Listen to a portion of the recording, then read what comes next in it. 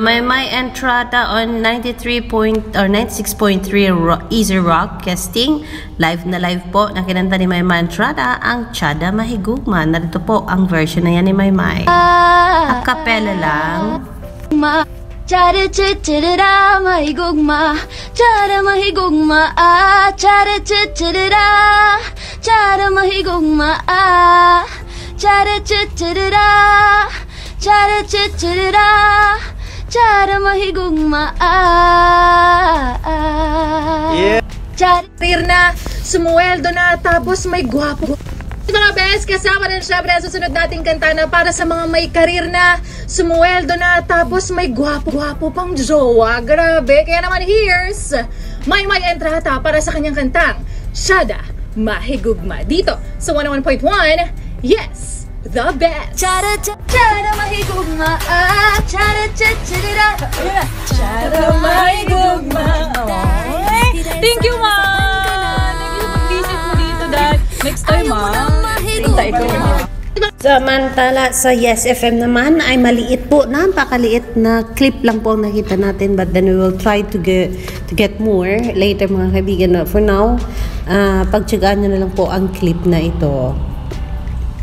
Kaya DJ with my entrata po yan. And samantala, ang na-share lang po sa Wish 107.5 ay itong katanungan, ano pa bang pangarap ni May na gusto niyang abutin? And this is just an audio mga kaibigan, and we are so excited to see and watch the actual video ng pagbisita ni May sa Wish 107.5. But for sure, we will give you that update later mga kaibigan. And so yes, here is May with her pagtupad ng pangarap niya. Kung anong pangarap ba yan, May? And let's see, katupad-tupad ba ang pangarap na yan? Let's go, Maricel. Gusto kong sabihin. So ano pa ba yung mga pangarap ng isang May entrata? Since diba, nagtitake off ka pa ng mga dreams mo sa bucket list mo. Shucks, kasi yung pangarap ko na po na yun, unti-unti na pong natutupad. Yung gusto ko pong makamit na pangarap, nasimulan ko na po siya. Yun yung sinasabi ko po sa inyo na yung kinumpos ko pong song. So yun, di ba, ang gusto kong sabihin, yun yung nalilook forward ko po talaga na pangarap na maging successful po. Since galing po talaga sa puso ko, yung song na yun, tas sa tulong po ng ibang composers po, mas nabuo po yung song na yun. Yan po ang pangarap ni May, mabuo yung bago niyang ginagawang kanta. At nabuo na yata, kung kaya sabi niya, natutupad na ang pangarap na yan. And that is only one of her dream, kasi alam naman natin, she wanted to go global, sabi nga ng mga followers niya.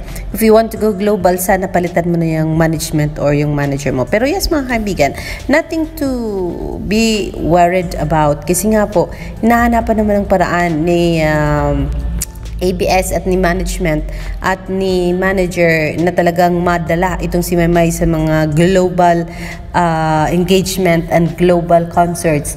And so, sa malaot madali, o diba, ay doon din ang punta ng isang Meridel May entrata. And sana lang, mag-guide siya ng maganda and makakita siya ng isang magandang talagang opportunity to work abroad and to be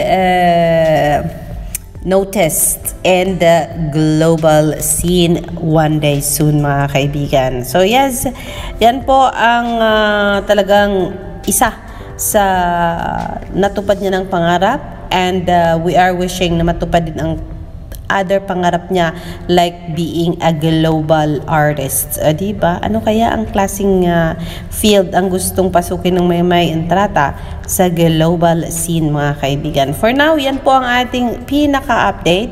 Alexander likes the juice. Halo-halo na po yan mga kaibigan. And I will see you later for more. Dito lang sa ating channel, Alexander likes the juice.